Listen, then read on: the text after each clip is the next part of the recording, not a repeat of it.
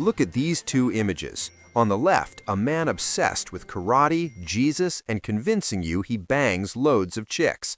On the right, a man bearing his soul in a contemporary dance piece about queer acceptance for his convict father. They are the same person, and somehow it makes perfect sense. It is December 29th, 2025. As we sit here today, Ronald McDonald has been an out and proud gay man for nearly 9 years of our timelines. It's accepted canon. He chases European men on Airbnb, he gets catfished by Dennis, he tries way too hard to fit into the West Hollywood scene. But for the first 12 seasons of the longest-running live-action comedy in history, the central joke of Mac's character wasn't that he was gay, it was that he was the only person on Earth who didn't know he was gay. Today, we are cracking open the most aggressive glass closet in TV history. We're looking at the bicep flyers, the pen sucking, and the desperate overcompensation to answer the ultimate question. Was Mac always written as gay, or did the gang just bully him into a new sexuality? Let's break it down. That's a dude. No, the one with the exposed midriff and the cans. Yeah, that's Eric Vysotsky's cousin, Carmen, right? Yeah. Yeah, Carmen. Tranny. Implants? Yeah. Nice. Not bad. It's good. Are you sure? Yeah. Look at his jeans, dude. That's an unmistakable bulge of a large penis in those jeans. Yeah, there's a dick in those pants. There's a dick in those pants. Yeah. I'll be right back. What are you doing? Just watching a basketball game. For the first several seasons, Mac's sexuality was defined by aggressive denial. The joke wasn't, ha ha, he's gay. The joke was the staggering hypocrisy. He was the self-proclaimed sheriff of Paddy's, a hyper-religious conservative who needed everyone to know how tough and straight he was. But the writers, Rob McElhenney specifically, started dropping breadcrumbs that were the size of soft pretzels. Exhibit A, Season 3, the Party Mansion flyer. Mac insists it's a bicep showing physical strength. He wanted it to be tough, so he drew a penis. This was the pattern. Mac's attempts to be hyper-masculine constantly circled back to homoeroticism. Holy smokes! Think about his obsession with male physiques, specifically Dennis's.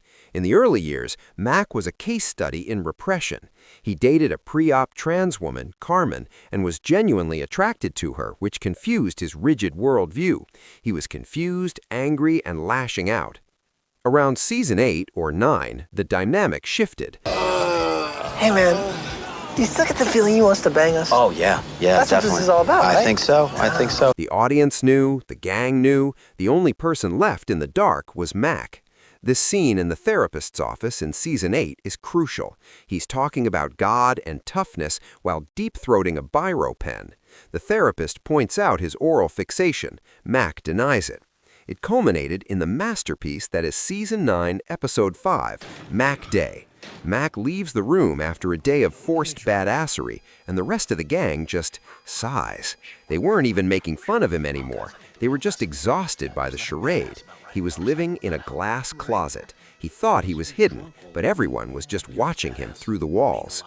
So, how do you pay off 12 years of denial? In true Sonny fashion, they did it twice, once for a joke and once for real art. Look out, faggot!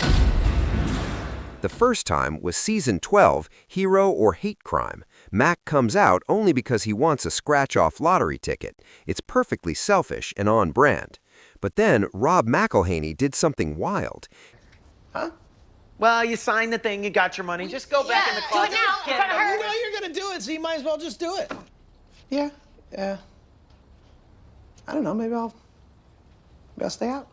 He decided to take this decade-long joke and treat it with actual respect in Season 13's finale. After years of the joke being Mac's shame, the show allowed his acceptance to be beautiful. It was a jarring, incredible piece of television that somehow fit in a show about awful people running a bar. I'm Mac. I love Jesus and therefore am not gay. I'm going for the bad guy in Commando look, you know, like who's straighter than that? Dude, you look like Freddie Mercury. Oh, cool. He's like the straightest man alive. He couldn't have been more gay. I mean, he was in a band called Queen. You know what? Look, if you want to look straight, go grab, like, the Duster or something. So here we are at the end of 2025. Mac is still an idiot. He's still needy. He still seeks Dennis's approval desperately. And he still thinks he knows karate. His sexuality didn't fix him. And that's why it works. Sonny proved you can let a character grow without ruining what makes them funny. Mac used to be funny because he was lying to himself. Now he's funny because he's being himself, and himself is still a disaster. What's your favorite Mac in the closet moment? Was it the duster? The oily men? Let me know in the comments down below. If you like this deep dive, smash that like button, make it look like a bicep with veins, and subscribe for more Sonny analysis.